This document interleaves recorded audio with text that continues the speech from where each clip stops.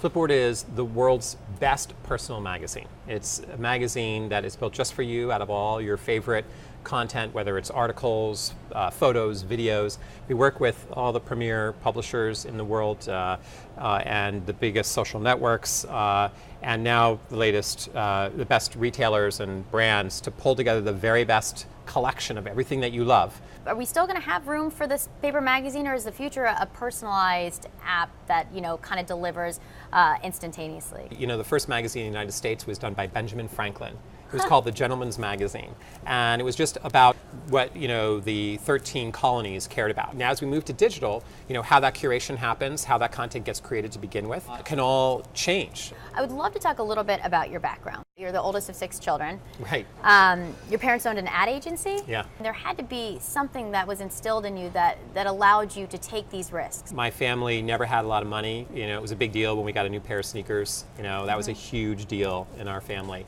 And so to a certain extent, if I lost it all, I wouldn't really be losing anything, as long as I have my family and our health. And, so there was an appreciation for, what is important in life. It was growing up, watching my dad be an entrepreneur, struggle when the times were tough. And then every now and then, things would go well and we'd have a great client. My dad would get a great client and we'd get some new clothes for school or something. It's become very natural to think like an entrepreneur for me. I also saw that your dad passed away, and it seemed like he had such an impact on the person you are today.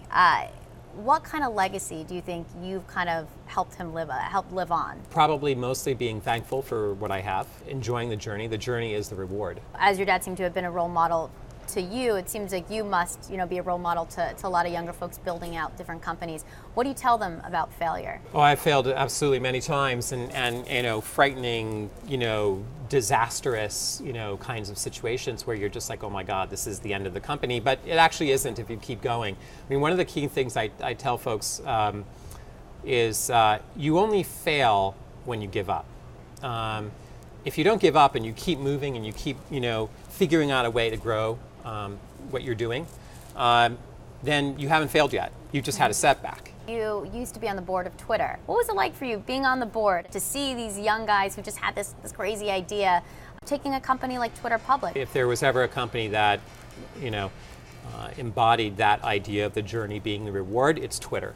They have had a singular sense of vision around what that company should be, what the product should be, and that's incredibly impressive.